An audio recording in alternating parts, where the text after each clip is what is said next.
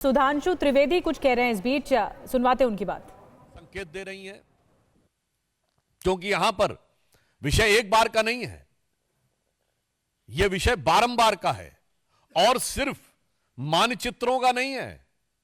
आप उन लोगों के साथ खड़े हैं, याद करिए सीए के आंदोलन के समय उन लोगों का समर्थन किया था जिन्होंने कहा था और कुछ ना कर पाए तो कम से कम चिकन नेक काट के नॉर्थ ईस्ट अलग कर देना चाहिए।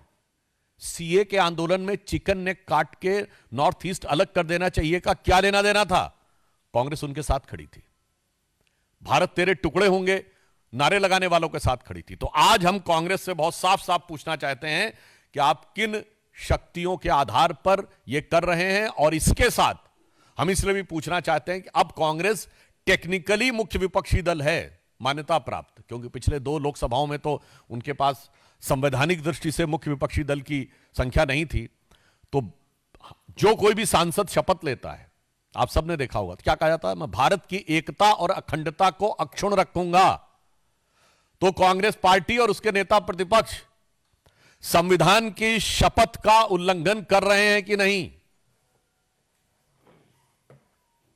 इसलिए कांग्रेस का राष्ट्र विरोधी चेहरा, और मैं यह भी कहना चाहूंगा कि इससे पहले भी ये देश को टुकड़ों में बांटकर राज कर चुके हैं, सियासत कर चुके हैं, और इसके बाद भी आपने देखा है कि आज भी प्रांत में तोड़ना हो या वर्ग में तोड़ना हो या जातियों में तोड़ना हो, उसके लिए निरंतर लगे हैं।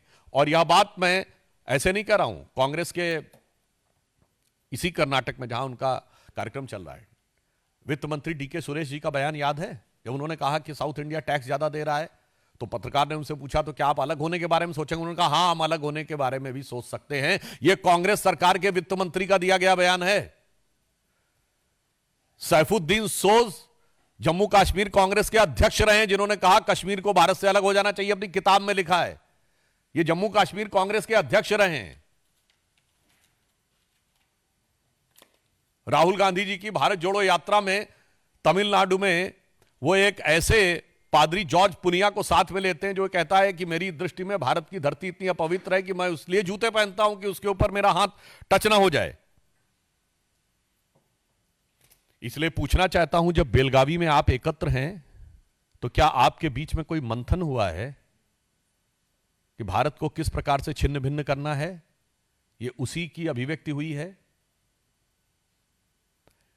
या मैं पूछना चाहता हूं कि ये कांग्रेस का कोई प्रस्ताव ऐसा विचाराधीन चल रहा है, या उनकी हाईकमान ने कोई कमेटी गठित की है जो निरंतर इस प्रकार के भारत विरोधी बातें और भारत के अंदर एक दूसरे से लड़ाने का प्रयास? याद बेलगावी के अधिवेशन पर बीजेपी का हमला है, कांग्रेस पर निशाना साधा है। आगे बढ़ते हैं, आपको बता दें पोस्टर विवाद पर कांग्रेस का बयान आया। इस बीच आपको बता दें कि आधिकारिक पोस्टर नहीं लगाया गया, ये कांग्रेस का कहना है।